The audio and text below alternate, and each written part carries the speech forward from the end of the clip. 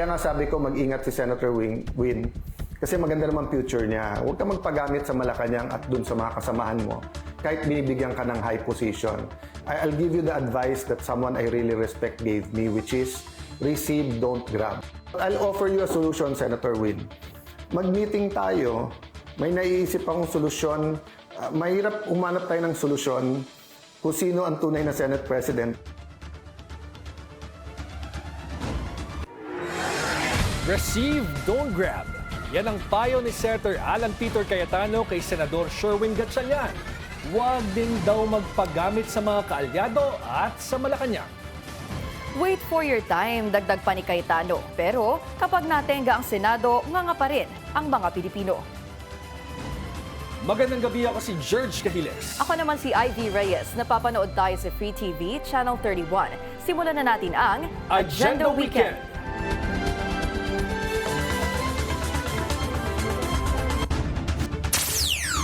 Huwag magpagamit sa Malacanang. Senator Alan Peter Cayetano may bagong Facebook Live. Hear it kay Senator Win Gatchalian sa pagka-SP. Wait for your time. Mahina kaya puro FB Live? Senator Ping Lacson may patama kay Senator Alan Cayetano. Exclusive! Isang OFW arestado sa kasong armed robbery sa Kuwait.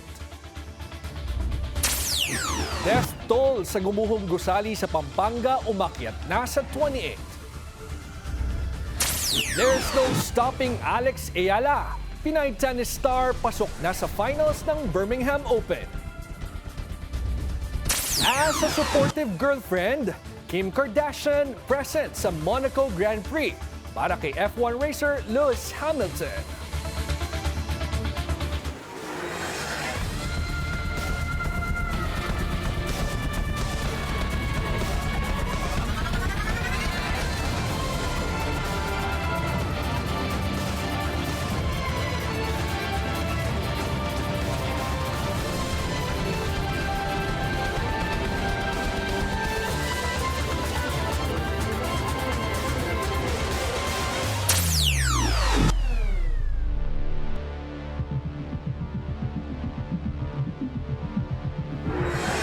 Halos isang oras tumakbo ang latest Facebook Live ni Senator Alan Peter Cayetano. Handa raw siya sa dialogo kay Senator Win Gatchalian para magkaalaman kung sino ang totoong Senate President. Narito ang Agenda Weekend Report ni Dexter Ganibe ng Abante. Binalaan ni Senator Alan Peter Cayetano si Senator Sherwin Gatchalian laban sa anyay maaring paggagamit sa kanya ng Malacanang. Sabi ni Cayetano, nakikita niyang maganda ang kinabukasan ni Gatchalian na ayaw niyang mapunta lang sa wala at magamit lang siya ng tinawag niyang Gang of Four sa Senado at ng Palasyo. Kaya nga sabi ko mag-ingat si Senator Win kasi maganda naman future niya. Huwag ka magpagamit sa Malacanang at dun sa mga kasamahan mo kahit binibigyan ka ng high position. I'll give you the advice that someone I really respect gave me, which is receive, don't grab. Sagot ni Gatchalian, wala namang nagpapagamit dahil consensus building niya ang nangyayari sa kanila ngayon sa bagong mayorya dahil wala namang monopolyo sa talino at galing. Pero sabi ni Cayetano, handa siyang kausapin si Senator Win para mailatag ang solusyon sa isyu ng liderato at hindi malagay sa kapahamakan si Senator Win. I'll offer you a solution, Senator Win. Mag-meeting tayo, may naiisip akong solusyon. Mahirap umanap tayo ng solusyon kung sino ang tunay na Senate President. Bagay na una na niyang sinabi ni Gatchalian na handa niyang kausapin ang mga taga-minorya ngayon. Sa panayam kay dating Senate President Franklin Drilon, muli siyang nanawagan kay Senator Cayetano na umatras na at hayaang ang Korte Suprema ang magpasya. Suhestyon naman ni dating Senate President Coco Pimentel, magpatawag ng special session at pumasok ang lahat ng senador para malaman kung sino ang may numero at hayaang mga miyembro ng Senado ang mag-decide sino ang tatayong presiding officer. Sa issue naman ng pagsasagawa ng Blue Ribbon hearing bukas kaugnay ng flood control scandal, sinabi ni Pimentel, desisyon ni Senator Erwin Tulfo kung mag-i-inhibit siya matapos siyang pangalanan ng 18 maleta boys bilang isa sa mga hinatiran umano ng mali-maletang pera noong 2024.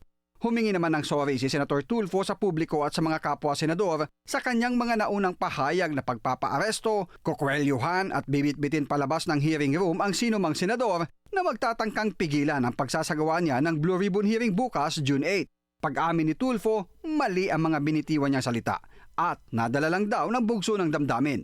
Pero ang desisyong magdaos ng pagdinig, pinal na at wala nang atrasan. Para sa Agenda Weekend, Dexter Ganibe, Abante. Tila may pasaring naman si Senador Panfilo Lacson kay Senator Alan Peter Cayetano kasunod ng panibagong Facebook Live nito noong Sabado. Sa kanyang ex-post, sinabi ni Lacson na, quote, "When you're strong on the law, pound the law. When you're strong on the facts, pound the facts. When you're weak on both, mag-Facebook Live ka na lang." Sa isang FB Live kasi muling iginiit ni Cayetano na bogus at hindi totoo ang sesyon ng Senado noong June 3, kung saan nahalal si Senator Sherwin Gatchalian bilang Senate President pro tempore. Sa hiwalay na post, sinabi pa ni Lacson na kung hindi kinikilala ng Executive Department, Kamara, Integrated Bar of the Philippines at iba pang legal professionals si Cayetano, ano siya? Bumwelta pa si Lacson sa offer na solusyon di umano ni Cayetano kay Senator Win hinggil sa Senate leadership issue.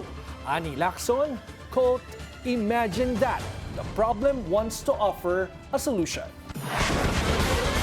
Kaisa si dating FEU Law Dean Mel Santamaria sa pagtukod sa panibagong kudeta sa Senado. Kung dapat bang makialam ang Korte Suprema, mainam na rin daw para matapos na ang gulo.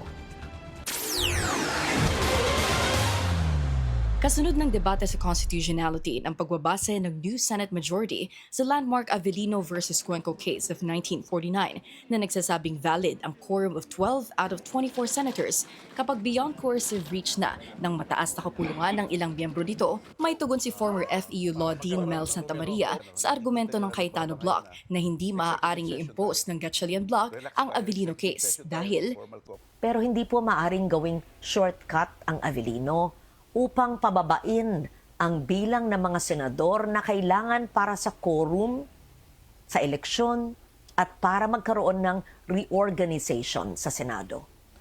1949 pa ang kasong ito at naganap sa ilalim ng 1935 Constitution.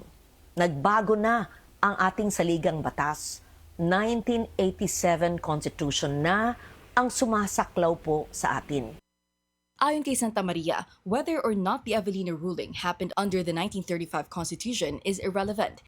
Maging kung stare decisis, so ibig sabihin ay sinusunod ng mga korte ang precedent rulings, irrelevant argument din umano. Bakit? Dahil nakasaad daw sa 1987 Constitution ang mga katagang each house may determine the rules of its proceedings. Ang pagbase raw ng Senado sa Avellino ruling simula noong 1949 at ng Senado ngayon sa ilalim ng 1987 Constitution ay exclusive constitutional rulemaking power ng lehislatibo. Dahil ni minsan din daw ay hindi inamyandahan ng alinmang batch ng Senado ang internal rules nito para dumistansya sa Avellino ruling. Ibig sabihin daw, malalim at mabigat ang legal na implikasyon ng Avellino case para sundin sa usapin ng isang quorum.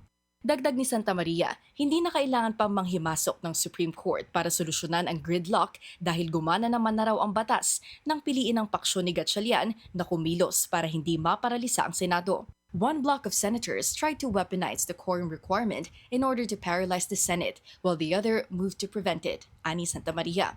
Hindi lang daw constitutional at legal ang nangyaring Senate coup, kundi kinakailangan para hindi matenga ang mataas na kapulungan. Panghuli, entirely political anya ang internal problem na ito ng Senado. Pero hindi naman daw maitatanggi na ang boses ng Korte Suprema ay maaaring maging sagot para sa mga hindi makatanggap ng setback na nagdulot ng umano'y political disturbance. Matatanda ang nagpetisyon ng isang guro sa High Court para ideklarang valid at constitutional ang June 3 session.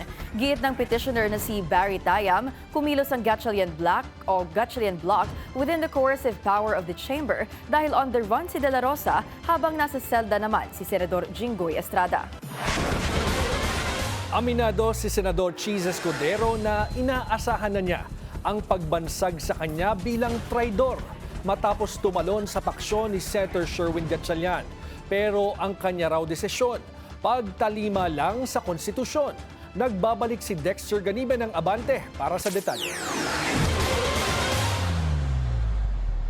Sino man sa atin ang kakalas sa ating grupo pagkatapos na nakita natin na nag-alay ng buhay ang isa sa atin. Sa palagay ko, mas masahol pa sa kay Butas.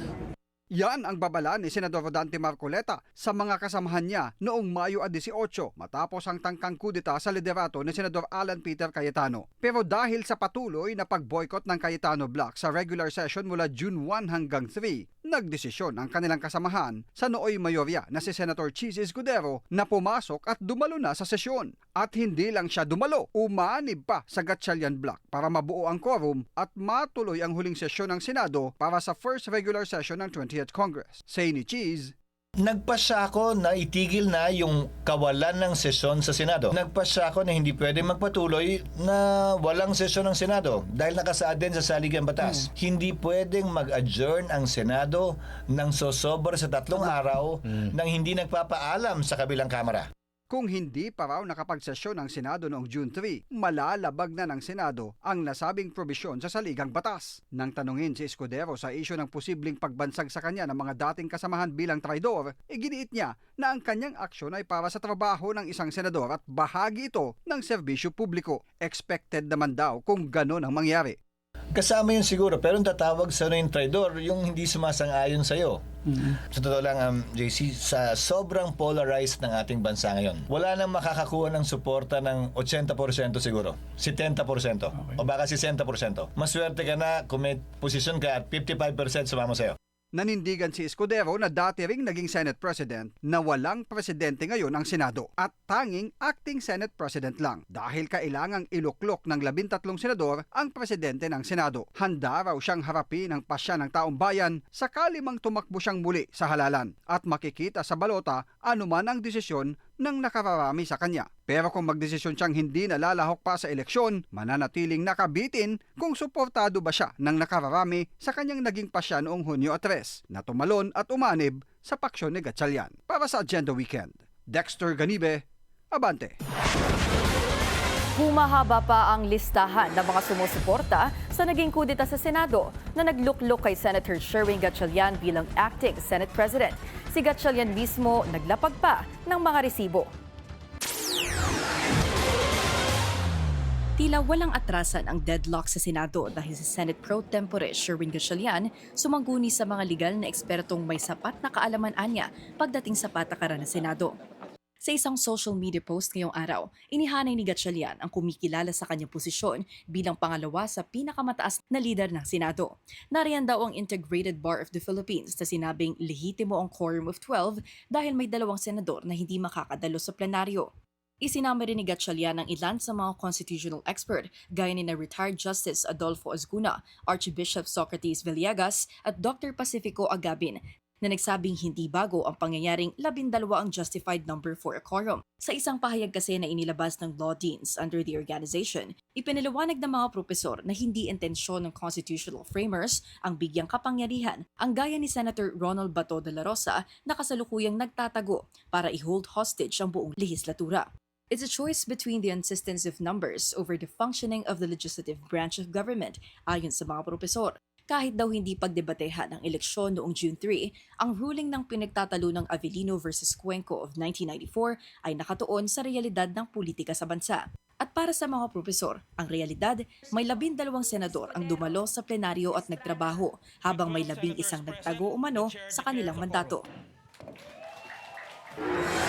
Political decision umano ang naganap na botohan at hindi naman daw pwedeng manatiling leader ang isang Senate President na sa 11 miyembro lang kumakapit at kabilang pa rito ang kanyang sarili.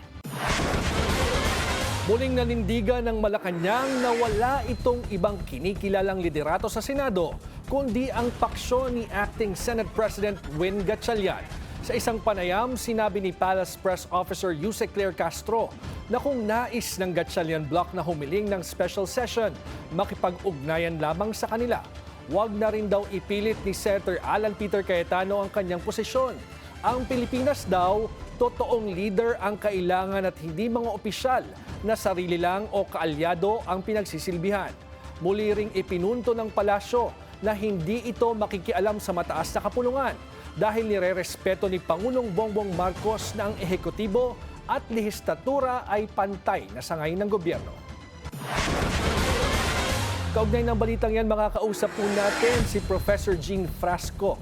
Magandang gabi po, Professor Frasco. Sorry, Franco. Apologies, ma'am. Professor Franco. Okay lang. Alright. Sure, Ma'am, magandang hapon. narinig po natin ng iba't ibang opinyon kung valid ba ang June 3 session sa Senado. Sino po ba ang dapat sundin, Professor? Well, of course, legal question yan. Pero para sa isang layperson at nag-aaral ng politika, ang isang institusyon ay nabubuhay hindi lamang dun sa formal rules, kundi dun sa informal rules. At kita naman natin na yung 12 na quorum matagal nang na-observe, no, in practice ng mga ng Senado in recent times, no, in modern times, not just noong 1949. So kung tutusin, kung susundin mo yung sinasabing Avellino versus Cuenco, both yung formal at informal rules or practices ng Senado ay sumasang-ayon na ang June 3 session was in fact legal as well as legitimate in practice. Okay, ngayon po kasi, Professor Franco, may dumulog na sa Korte Suprema. Pero sa panahon po na hindi pa kumilos ang Korte Suprema tungkol dito, sapat na po ba yung kinikilala ng palasyo, ng Kamara at iba pang mga legal luminaries, yung liderato ni Senator Sherwin Gatchalian para masabing legitimate ito?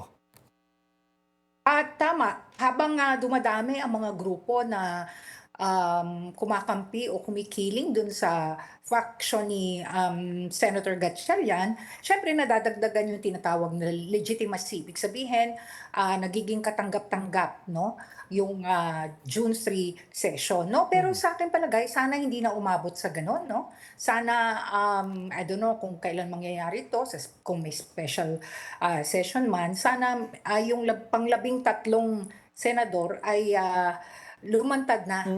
Kasi ang nangyayari para silang kindergarten na nagpapalitan ng mga bangayan sa sa Facebook, sa social media, na para bang kinailangang may adult person in the room para mag-mediate. So sana sana by themselves maayos na to sa lalong madaling panahon.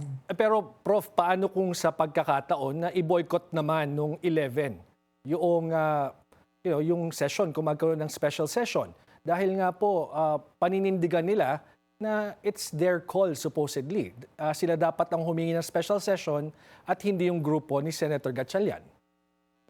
Well, kung i-boycott nila, di parang hindi totoo yung sinabi ni ni Senator Alan Peter Cayetano kagabi sa Facebook Live niya na pag-usapan natin ito, Win, di ba? Sinabi niya. Kung sincero siya doon, di dapat dumalo siya at ang mga kanyang mga kasama sa sa kung saan mang venue na, I don't know, kung may special session, dapat dumalo sila, no? Dahil alam mo, patunayan nila na mareresolba ito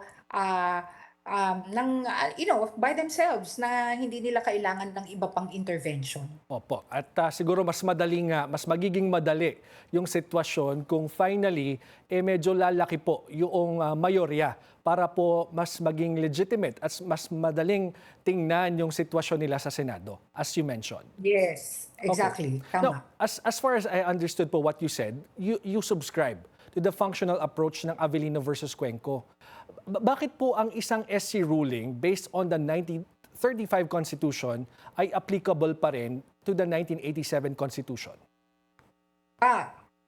Legal question yan, pero sa nabasa ko ng mga legal opinion, kasi hindi naman daw nagbabago ang ang opinion ng Supreme Court kahit na nagbabago pa ang liderato ng bansa. Okay. Unless baguhin ulit yon ng subsequent Supreme Court ruling. Kagaya po nito, kung halimbawa maglabas ang desisyon ng Supreme Court about this, that's a time na pwedeng sabihin na hindi na nga siya applicable or applicable pa rin siya. Anyway, Prof, Yes, ipagpalagay na nga po natin na valid yung Avellino versus Cuenco sa current status ng Senado. Alam naman po natin na may iba pang mga senador sa Cayetano Block ang may mga hinaharap na reklamo o kaso. Ibig sabihin po ba nito na in case na pwedeng lumiit pa, posible pang lumiit yung quorum in the event na mag-prosper yung mga kaso at makulong yung iba sa kanila? Well, oo, pero ang kailangan lang naman 'di ba, majority o kung iaano mo, kung, gagawin mong, kung susundin mo yung Avellino versus Cuenco, di 12, 'di ba? So, you mean yung Cayetano Black kung mabawasan pa, no? Yes, Oo. yes, yes. Kasi well, kasi baka mag-insist sila na sila pa rin ang upo ta's ibo-boycott na naman sila ng kabila. Opo. Alam mo, ako, ang ano ko, hindi na dapat mangyari pa yun, eh. Ano na, isettle na nila ito sa lalong madaling panahon dahil hindi nagiging maganda yung imahe ng Senado at saka ng buong bansa, no? Nagdudulot ito ng uncertainty at ayan na nga, may mga naririnig na tayong mga destabilization plots, di ba? Kasi ito yung klase ng environment, political environment na nagfo-foster ng ganitong pag-iisip, no, at mga plano sa mga ibang sektor ng lipunan. At may mga binabanggit nga po rin na professor na ito rin yung isa sa mga dahilan kung ba't hindi natin nakuha yung seat dun sa UN Security Council. Mahirap namang, I think that's too much of a stretch kasi ang tagal ng kinampanya ng bansa yun, ano? So, hindi ko alam, hindi ko sasabihin yun lang ang dahilan, no? I'm sure merong mga dahilan at hindi, ang hirap sabihin ito lang ang dahilan. Kumbaga, kasi napaka-recent nito. Okay. Pakipaliwanag lang po sa amin lahat, ano po, Professor, bakit nga po ba hindi ma-elect pa as Senate President itong si Senator Win Gatchalian? If you can explain it to us, please. Dahil ang kailangan majority. Nakalagay pa rin sa rules na majority of its members. So, kailangan pa rin ng 13. Okay. So, ibig sabihin po, ang pinag-uusapan lang sa ngayon is yung quorum and not the Quorum, majority. tama. Okay. Ano po pala ang masasabi ninyo sa pagtawid nitong si Senator Chis Escudero sa Gatchalian Block? And he says he's just performing his constitutional duty since violation yung hindi pagkakaroon ng 3 consecutive sessions ng Senado nang walang malinaw na dahilan. Sa tingin niyo po ba ay ano yung dahilan dito sa kanyang pagtalon? Is it really about his constitutional duty? Well, of course, in fairness to Senator Chis Escudero, alam kong hindi naging madali siguro yung decision niya, no? Pero kung susundin natin yung sinabi niya dun sa press statement niya, of course may katwiran, valid yun. Pero sa isang banda rin, dahil nga sa may kinakaharap siyang kaso at nabugbog siya, no? Ng mga tao, kumbaga in terms of yung negative comments sa kanya dahil dun sa pagkakasangkot niya dun sa flood control scandal. Ang tingin ko, ito rin yung nakikitang opening ng mga handlers niya, no, para buksan ulit yung opportunity para sa kanya na unti-unti niyang ibangon yung yung anumang imaheng nawala sa kanya last year. Pero hindi po ito political bargaining in a sense because may kaso nga siyang hinaharap and potentially, syempre may mga ugong-ugong na baka ma-drop na yung kaso against him because nag-jump ship na siya. Oo. Tingin ko hindi, kumbaga valid naman na itanong yan ng kahit na sinong Pilipino, no? Pero wala kasi tayo doon mismo. Wala tayong ebidensya, wala akong private knowledge kung may backroom talks man, no? Pero valid na isipin 'yon ng kahit na sino mang Pilipino, given na yung ating justice system, alam naman natin laging kapag may kaya at may kapangyarihan, laging talo talaga ang ordinaryong tao. Pero alam niyo kumbaga, kung meron man, wala sa nasa civil society groups, nasa media, na paalalahanan ng mga tao, no? Huwag kalimutan, bagamat, kumbaga, i-compartmentalize natin ang mga issue na hindi porke dun sa kakampi nating grupo sa Senado, pumunta si Senator Chis Escudero, ang ibig sabihin nito ay hindi na natin, kakalimutan na natin kung ano man yung kinasangkutan niya. problema, kinasangkutan niyang problema relative to the flood control scandal.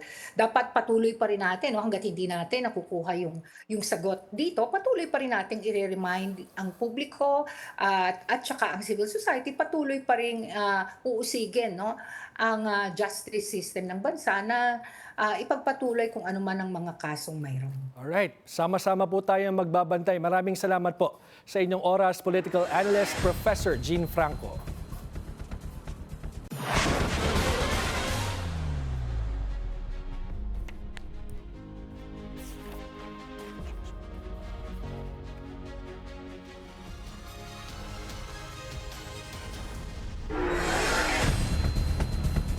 Nagbabala ang opisina ni Senator Alan Peter Cayetano sa Legal Counsel ng Maleta Boys kaugnay ng flood control hearing bukas, June 8. Sa isang liham kay Attorney Levy Baligon, nilinaw ni Cayetano na hindi otorisado ng kanyang opisina at ni na Senador Pia Cayetano at Rodante Marcoleta ang notice na ibinigay sa Maleta Boys. Imbitado raw kasi ang 18 witness na magsalita ulit sa Blue Ribbon Committee hearing.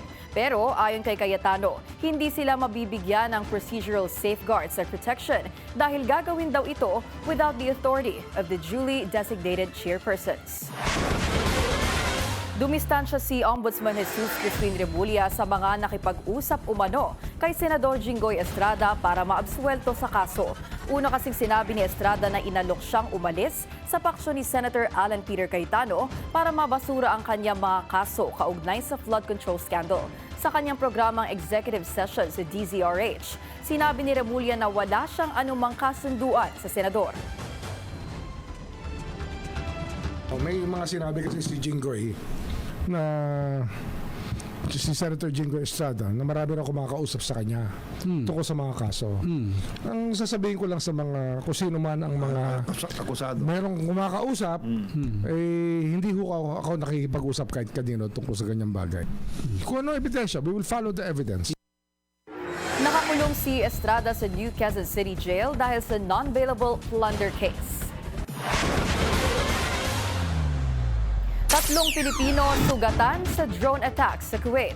Susunod yan sa Agenda Weekend.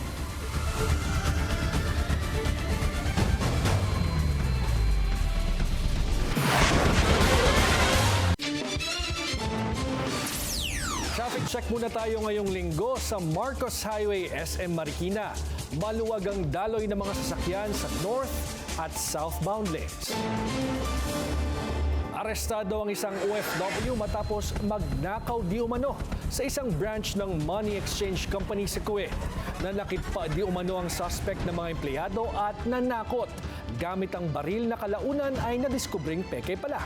Ang detalye sa exclusive Agenda Weekend Report ni UAE correspondent Camila Iman. Isa na namang OFW ang nahaharap sa matinding parusa sa bansang Kuwait. Inaresto ng mga otoridad sa Kuwait ang isang Filipino nasyonal sa salang theft and robbery o panloloob sa isang branch ng Money Exchange sa Al-Shaab area kung saan natangay ang humigit kumulang 21,000 Kuwaiti dinar o katumbas ng higit 4 million pesos. Ang suspect gumamit ng pekeng baril at nagdala ng lalagyan ng gasolina. Kinumpirma ni Assistant Labor Attaché Attorney Sofia Matote ng Philippine Consulate General sa Kuwait ang sitwasyon ng nasabing OFW. May legal assistance na rin na ibinigay sa kanya habang nasa kustodiya siya ng Kuwaiti Police. Nakiusap naman ang pamilya nito na panatilihing pribado ang pagkakakilanlan ng kanilang kaanak. Sa ilalim ng Kuwaiti Penal Code, Law No. 16 of 1960, ang armadong panloloob o aggravated robbery ay itinuturing na isang malubhang krimen o felony at may parusang 15 years of imprisonment with hard labor followed by mandatory deportation. Pwede rin harapin ng suspect ang parusang kamatayan. Ito ay ayon sa tindi o bigat ng krimen ng kanyang ginawa. Base sa survey ngayong 2026, humigit kumulang 220,000 overseas Filipino workers ang nagtatrabaho sa Kuwait. Para sa Agenda Weekend, Camila Iman, Billionaire News Channel, State of Kuwait. Clutch moment para sa mga last-minute buyers ng school supplies. Sa isang mall sa Maynila, dagsa pa rin ang mga mamimili isang araw bago ang balik eskwela. Yan ang Agenda Weekend Report ni John Riz Calata ng Abante. Pasukan na bukas pero busy pa rin sa pamimili ang ilang parents at mga estudyante. Sa isang mall sa Maynila, dagsa pa rin ang mga mamimili sa National Bookstore. Ayon sa mga magulang, pasok naman sa kanilang budget ang presyo ng school supplies. Okay naman so far. Yung mga nakikita naman ng mga prices, okay naman. Kaya lang yung iba medyo tumaas. Pero okay lang kasi maganda naman ang quality. Ang National Bookstore ay hindi naglalagay ng price. So, hindi ko siya masabi kung okay ba siya or hindi. Pero syempre, as National Bookstore, trusted na po kasi ng mga Pilipino. Sa nasabing bookstore, pasok ang lahat ng kanilang produkto sa price range na itinakda ng Department of Trade and Industry. Kabilang ang 13 hanggang 52 pesos para sa presyo ng kada notebook, 12 hanggang 27 pesos naman sa kada lapis at ballpen depende sa klase, at 114 pesos sa mga pangkulay depende sa klase at dami nito. Tampok din sa NBS ang mystery box na naglalaman ng 600 peso worth of school and office supplies na mabibili lamang sa halagang 299 pesos. Inaasahan ng pamunuan ng NBS na magtatagal pa hanggang sa mga susunod na linggo ang pagdagsa ng mga school supplies buyers. Gayon din sa buwan ng Hulyo kung kailan inaasahan naman ang pasukan para sa mga college student. Samantala, handa na ang Manila Police District o MPD sa pagbubukas ng klase bukas at mahigit 1,600 na pulis ang ipakakalat sa iba't ibang paaralan sa lungsod para tiyakin ang kaligtasan ng mga estudyante, guro at magulang. Sa ngayon, ayon kay MPD spokesperson Major Philip Ines, wala silang namomonitor na anumang banta sa seguridad para sa balik eskwela. Para sa Agenda Weekend, John Riz Calata, Abante.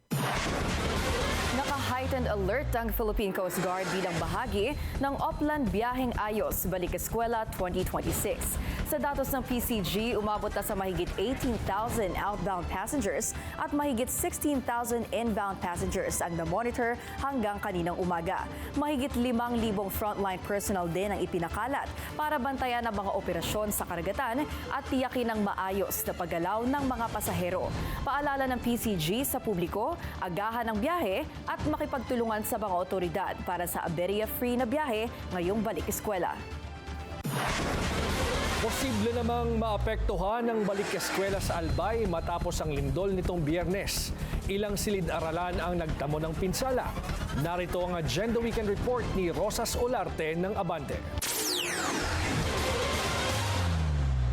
Patuloy pa ring nakakaranas ng aftershocks ang Albay matapos ang magnitude 5.4 na lindol nitong Biyernes ng gabi. Tumama ang epicenter ng lindol sa Santo Domingo, Albay. Kaninang mag-aalas 3 ng umaga, magnitude 3.9 na pagyanig din ang gumising sa mga taga Legazpi City. Intensity 3 ang lakas nito. Intensity 2 sa Tabaco City at Castilla, Sorsogon at 5 pang recorded aftershock hanggang alas 3 kaninang madaling araw. Matapos ang inspection sa mga infrastruktura, iniulat ni Albay Governor Noel Rosal na nagkaroon ng bitak sa pier ng Sitio Balite, Barangay Alinsog maging ilang kabahayan sa lugar dahil sa lindol. Wala pang opisyal na damage report mula sa mga otoridad. Sa situational report naman ng Albay Public Safety and Emergency Management Office o APSIMO, 2 silid-aralan sa Tagaytay Elementary School sa Kamalig, Albay ang nagkaroon ng crack sa bubong, pader at flooring nito. Abot din sa 100 kabahayan sa Ginubatan, Albay ang partially damaged dahil sa lindol. Ayon naman kay Mayor Hisham Ismail ng Legazpi City, ligtas at walang naitalang pinsala sa mga paaralan sa northern barangays matapos ang ginawang inspection. Nakatakdang bumuo ng task force ang Office of the Governor ngayong linggo para magsagawa ng masusing inspection sa mga paaralan lalo na't balik eskwela na bukas. Para sa Agenda Weekend, Rosas Olarte, Abante. Umakyat na sa 28 ang bilang ng mga nasawi sa gumuhong gusali sa Angeles City, Pampanga.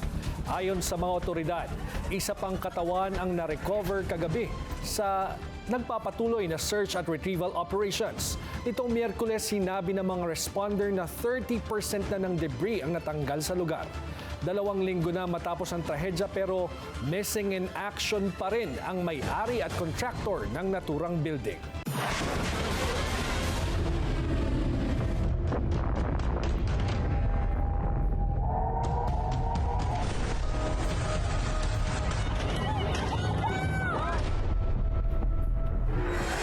Tatlong OFW ang sugatan matapos ang umano'y drone strike ng Iran sa Kuwaiti International Airport ayon sa Kuwaiti State Media.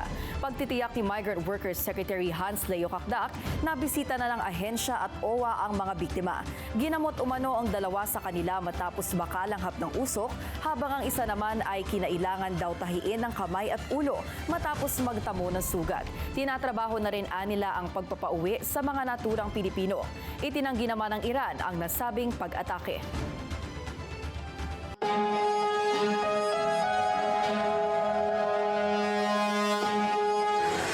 Sa kabila ng umano'y delaying efforts ng kampo ni former President Rodrigo Duterte, inaasahan ng isang public interest lawyer na aarangkada ang kanyang Crimes Against Humanity trial sa International Criminal Court.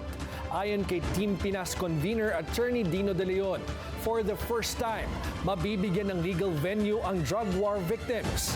Anya, may safeguards, protection at coercive authority ang ICC para din sa mga witness. Sa pagsisimula daw ng proceedings, isasalang sa korte ang mga testimonya ng mga biktima. Mabibigyan din ng pagkakataon ng mga abogado ni Duterte na sumagot at questionin ang mga ebidensya. Nitong Abril, kinumpirma ng ICC Pretrial Chamber ang lahat ng kasong isinampa ng prosecutor laban kay FPRRD. Nakatakdang magbukas ang trial ng dating Pangulo sa November 30 ngayong taon.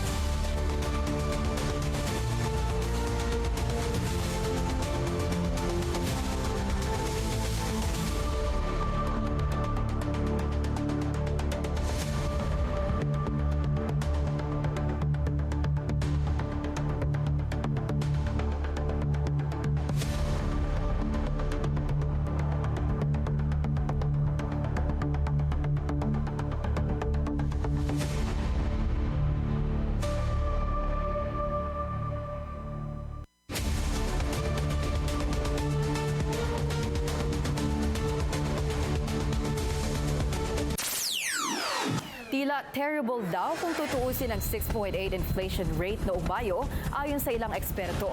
Mas mababa man ito sa datos noong Abril. Hindi pa rin daw dapat magpakampante dahil sa krisis sa langis at epekto ng paparating na Super El Nino. Yan ang Agenda Weekend Report ni Ches Sulit. Para sa mga ekonomista at sa business sector, hindi purely good news ang pagbagal ng inflation rate sa 6.8% nitong Mayo. Ayon kay Metrobank Chief Economist Nicolas Mapa, nakakabawas ito ng pressure sa Bangko Sentral ng Pilipinas to aggressively hike interest rates. Pero dahil lagpas pa rin sa 2 to 4% tolerance range ang inflation, posible pa rin daw ang rate hike sa June meeting. Tansya ni Mapa, magtataas ang BSP ng 25 basis points sa susunod nitong monetary policy meeting. Para naman kay Philippine Chamber of Commerce and Industry or PCCI Vice President for Trade and Industry Brian Ang, relief ito sa mga negosyong umaasa sa short-term credit. Ayon kay Ang, naiibsan nito ang mga pangamba ng stagflation o ang sabay-sabay na paghina ng economic growth, mataas na antas ng employment at ang mabilis na inflation rate. Pero babala ni Ang, posibleng temporary lang ang pagbagal ng inflation dahil sa nagpapatuloy na sigalot sa Middle East, uncertainty sa fuel prices, at posibleng paglampas ng peso exchange sa 62 pesos per dollar. Tansya niya, 50 basis points ang posibleng interest rate hike ng BSP, pero mas mababaan niya ito sa pinangangambahang 75 basis point increase. Para naman kay HSBC Global Research Senior ASEAN Economist Aris Dakanay, mas safe din ang 50 basis point hike. Paliwanag niya, kailangan ng BSP na bumuo ng buffer para suportahan ang piso. Why is that important when inflation is high? It's mainly because when the peso is weak, the cost of imports increases. So our rice becomes more expensive, our gasoline becomes more expensive. Paliwanag naman ng ekonomistang si Bernardo Villegas, ang pinakamalaking hamon ngayong taon ay food prices. Kung tamaan pa raw ng El Nino ang agricultural production, double whammy ito sa presyo ng mga pagkain. Do you know what was the average before this crisis? Average inflation was 1.5%. So 6.8% is still terrible as far as the low-income households are concerned. Sang-ayon din ng palasyo sa unang pahayag nito kaugnay ng inflation at pagdating ng Super El Nino. Sa panahon na matinding tagtuyot, posible kasi ang pagtaas muli ng presyo ng langis. Nagbabala rin ang Department of Economy, Planning and Development. Mataas pa rin ang inflation rate ng mga commodity gaya ng kuryente at bigas. Kaya dagdag ng mga opisyal, dapat ipagpatuloy lang ang pagbibigay ng well-targeted subsidies para sa mga vulnerable sector. Para sa agenda, Che Sulit, Billionaire News Channel. Sa pulsa dashcam ang pagsemplang ng isang miyembro ng PNP Highway Patrol Group matapos salpukin ng isang puting SUV sa SLEX nitong Sabado. Makikita sa video na humarurot ang SUV at kumabig pakaliwa kaya nawalan ang balanse ang rider.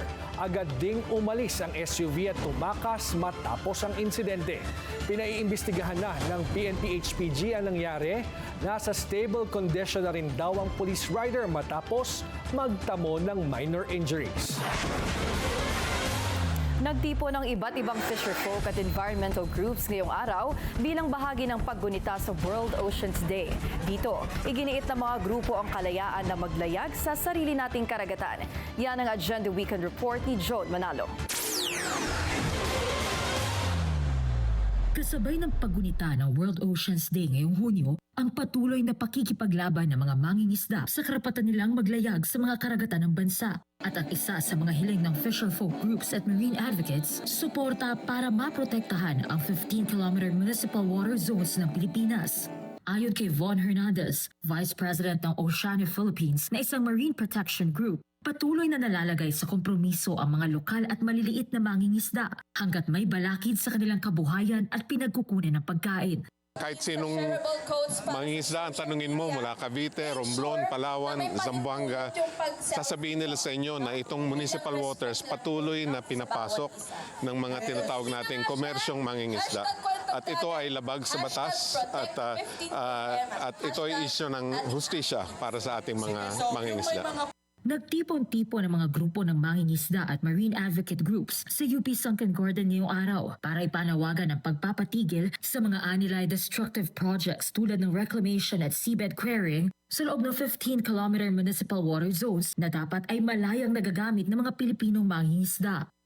Ang problema kapag hinahayaan mong pumasok yung ating mga komersyo at mga destructive fishing interests sa 15 kilometers na to, hindi lamang ninanakaw ang kabuhayan ng mga maliit na mangingisda, ninanakaw din yung sabihin nating ating food security at ang ating kinabukasan. Dagdag din ni Hernandez, dapat depensahan ang mga yamang pandagat na namumuhay sa 15-kilometer municipal waters, tulad na lang ng mangroves at coral reefs. Bukod sa Oceania Philippines, kasama rin sa mga nakiisa ngayong araw ang Pangisda Pilipinas, isang alyansa ng mga small-scale, municipal at subsistence fishers at fisherfolk organization. Kwento ng kanilang Pangulo na si Pablo Rosales, matagal nang panawagan ng mga mangingisda na matulungan sila ng gobyerno. Itong 15 kilometros na to ay resulta na ng pagkikibaka ng mangingisda since Marcos era. At sa panahon ni Ramos na isa batas ang Fisheries Code of the Philippines noong 1998 at ngayon nailagay na sa batas ang 15 kilometrong municipal water ay preferential rights ng maliliit na mangingisda, pero ito ay resulta na ng pagkikipaglaban at ngayon pilit na binabawi at inaagaw ng mga commercial fishers. Kaya may panawagan din siya kay Pangulong Bongbong Marcos. Ang pangisdaan, lalo na yung 15 kilometros, ay deklarado na para sa maliliit na mangingisda at dito nagmumula ang kabuhayan ng halos 18 milyong Pilipino na umaasa direkta sa ating likas na yaman at dito rin nagmumula ang pagkain ng malaking bilang ng mamamayan sa ating bansa. Hiling din niyang maipatupad ng Bureau of Fisheries and Aquatic Resources o BFAR ang exclusive use ng 15-kilometer municipal waters na nasa ilalim ng Philippine Fisheries Code. Para sa Agenda Weekend, Joan Manalo, Billionaire News Channel. Tickets para sa NBA Finals, pumalo umano ng $100,000. Susunod yan sa Agenda Weekend.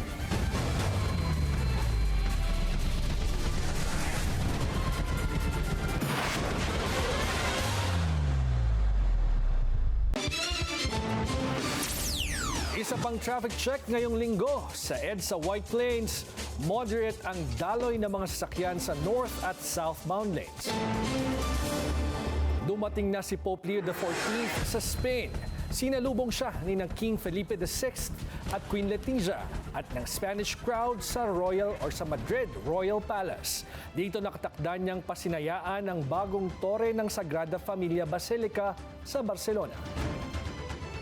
Y creo que en ese sentido, compartiendo todos la alegría I think in this sense, with everyone sharing the joy of faith, we can give a very good message. A message that in each place we are going to go has a particular meaning. Be it Madrid, Barcelona, the Canary Islands, but everything to live the faith. Ito ang kauna-unahang European trip ng Santo Papa sa labas ng Italy. Sa sports, rain or shine, there's no stopping Alex Ayala. Pasok na ang Filipina tennis star sa finals ng Birmingham Open. Yan ang Agenda Weekend Report ni Sheila Salaysay. Patuloy ang magandang kampanya ni Alex Ayala sa international tennis scene matapos umabante sa finals ng Birmingham Open sa England. Muling ipinakita ng 21-year-old Filipina tennis sensation ang kanyang katatagan matapos malampasan ang Swiss player na si Rebecca Mazarova sa isang rain-delayed semi-final showdown. Alex Ayala, Birmingham Open, find the weather and her opponent today. Matapos mahati ang unang dalawang set, hawak na Ayala ang momentum sa deciding set nang pansamantalang itigil ang laban dahil sa ulan. Ngunit sa pagbabalik ng aksyon, nanatiling kalmado ang Pinay star at tuluyang sinelyohan ang panalo para masiguro ang pwesto sa championship match. Dahil sa tagumpay na ito, nakapasok si Ayala sa ikalawang WTA 125 finals ng kanyang career. Sunod na harapin ni Ayala ang Czech rising star na si Nikola Vartunkova para sa pagkakataong masungkit ang isa na namang international title. Para sa Agenda Weekend, Sheila Salaysay, Billionaire News Channel. Tampok ang Pinoy streetball culture sa pagbabalik ng Dayo 23. Isang tournament ng Jordan Brand kung saan magtatagisa ng galing ang mga manlalaro mula sa iba't ibang panig ng bansa. Silipin natin yan sa Agenda Weekend Report ni Avia Zunich.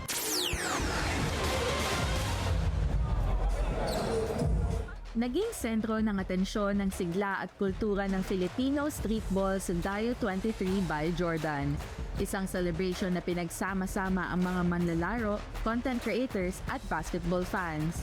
Mula sa mga barangay courts hanggang sa mas malalaking stages, streetball has become an important part of Filipino basketball identity. Naging bahagi na kasi ito ng kulturang nag-uugnay sa bawat Pilipino sa pamamagitan ng kompetisyon, pagkakaisa at pagpapakita ng kani-kanilang galing sa court. Kabila sa nakiisa sa pagdiriwang si Kiefer Ravena, ang first at only Filipino athlete na under Jordan Brand. Shinare ni Kiefer ang kanyang experience sa pagbitbit ng bandila ng Pilipinas sa international stage at ang lumalawak na pagkilala sa talento ng mga Filipino basketball player. First time to join the Dayo 23 Cup. Sobrang solid kasi dami kong nakikilala mga players, ang dami kong natututunan sa kanila kasi marami sa kanila. Of course, livelihood nila yung ganitong basketball. I admire it so much. Kaya masaya kasi part ako nung brand na nagbibigay ng opportunities saka nagbibigay ng inspiration sa mga players. Nakakatawa kasi hindi natin alam yung endless na boundaries na kayang abutin ng basketball. Lalong-lalo na how passionate Filipinos are. Competitive games, interactive activations, and immersive experiences fill the venue, giving fans a closer look at the culture that inspires the next generation of players. At para naman sa mga kabataang mahilig sa basketball, ito ang mensahe ni Kiefer. Shout out to all the Filipino kids. Always remember to keep dreaming. That's what I did. You'll never know what you're gonna do. And don't let anybody tell you otherwise. Hopefully, we get to see more Filipinos as part of the Jordan Brand. Habang patuloy na umuusbong ang streetball scene sa Pilipinas, opportunity din ito para maipakita ang talento, kwento at pagmamahal ng mga Pilipino sa nasabing sport.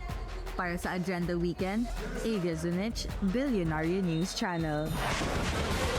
Sa Texas, todo suporta ang Pinoy fans sa mga watch party dahil dalawang manlalaro with Filipino roots ang magtatapat sa NBA Finals. Talk about history in the making. Yan ang Agenda Weekend Report ng ating US correspondent, Cheryl Pisho. Sa unang pagkakataon sa kasaysayan ng NBA, dalawang players na may dugong Pinoy mula sa magkabilang teams ang magtatapat para sa finals. Veteranong si Jordan Clarkson ng New York Knicks at ang rookie sensation na si Dylan Harper ng San Antonio Spurs. Mula sa San Antonio hanggang Austin at maging sa Houston, nagsama-sama ang mga pamilya at magkakaibigan sa bahay man o restaurants para suportahan ang dalawang Phil-Am athletes. Dito sa Texas, damang-dama ang excitement. Sa Flip and Patties, isang Filipino-owned restaurant, dumalo sila sa isang watch party para sa Game 2 ng NBA Finals. Really good for the Filipino community. I mean, it will definitely serve as an inspiration. I mean, it's the first time in the NBA that a Filipino will be crowned champion. So it is a really exciting, let's say, time for us. So see here and also in the Philippines back home. Hatiman ang suporta para sa New York at San Antonio, marami naman ang nagsasabing importante ang Filipino representation sa larangan ng basketball. For basketball in general, it's a Filipino win because you have a Filipino players in both teams. So really, it's the Philippines that wins. Para sa mga Pilipinong tagahanga ng Spurs, nakasentro ang excitement kay Dylan Harper. Naniniwala ang marami na ang kanyang tagumpay ay maaaring magbigay ng inspirasyon sa susunod na henerasyon ng mga Filipino-American athletes. I just really want to inspire the kiddos. I think they're all going to become basketball stars. I look for more Filipino NBA players in the future, and I can't wait to see them shine. Dylan is a good point guard, and he makes buckets like 1v2. Matagal nang parte ng kulturang Pilipino ang basketball. Here in Houston, in Texas, we have a lot of Filipino community here that actually will boost some of their confidence that they can be able to play in a higher level. You know, especially we don't have a lot of players, Filipino players that would play in that level right now. Inihayag ng Filipina Mayor ng San Antonio na si Gina Ortiz Jones kung bakit napaka-espesyal ng NBA Finals na ito. I'm especially proud that there are two Filipinos in the NBA Finals for the first time ever. We've got Dylan Harper on the San Antonio Spurs, and of course Jordan Clarkson. The thing that's special about Jordan is he's actually also from San Antonio. So we're proud, and of course the Philippines being a big basketball country, we're very excited about this and look forward to cheering on certainly the Spurs, but ultimately being proud of whichever Filipino American ultimately wins the ring. Tonight, Filipinos everywhere in a very difficult situation. Do we cheer for the Spurs? Yeah! Do we cheer for the Knicks? Yeah! No matter who wins, Pinoy pride is guaranteed to bring home a championship ring. From Texas to New York, one thing is certain, the Larry O'Brien Trophy is about to get a little Filipino flavor. Yeah! Para sa Agenda Weekend, Cheryl Pisho, Billionaire News Channel, Houston, Texas. Pumalo na sa higit $100,000 ang presyo ng tickets para sa Game 3 ng NBA Finals sa Lunes. Kasunod ito ng pagkapanalo ng New York Knicks laban sa San Antonio Spurs sa Game 2 noong Biyernes. Ayon sa reports, posibleng umabot sa halos $12,000 ang pinakamurang ticket para sa Game 3 mula sa $7,000 noong Huwebes. Ang premium seats naman o lower bowl tickets pumalo sa higit $104,000. Nakadagdag din sa pagtaas ng presyo ang balitang posibleng manood si US President Donald Trump sa Game 3. A run for pride and rainbow identity. Nagkulay bahaghari na naman ang kahabaan ng Tomas Morato para sa Pride Run ng Quezon City. Yan ang Agenda Weekend Report ni Mike Arazon.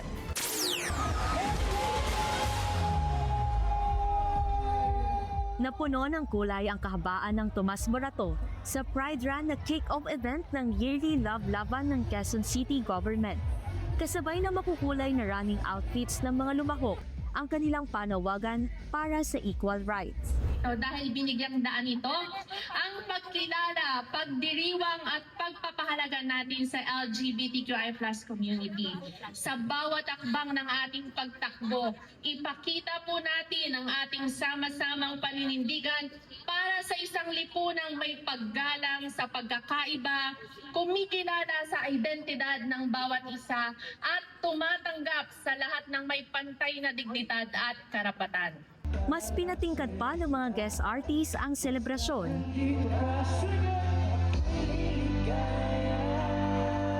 Happy Pride Month, everybody! Maraming salamat!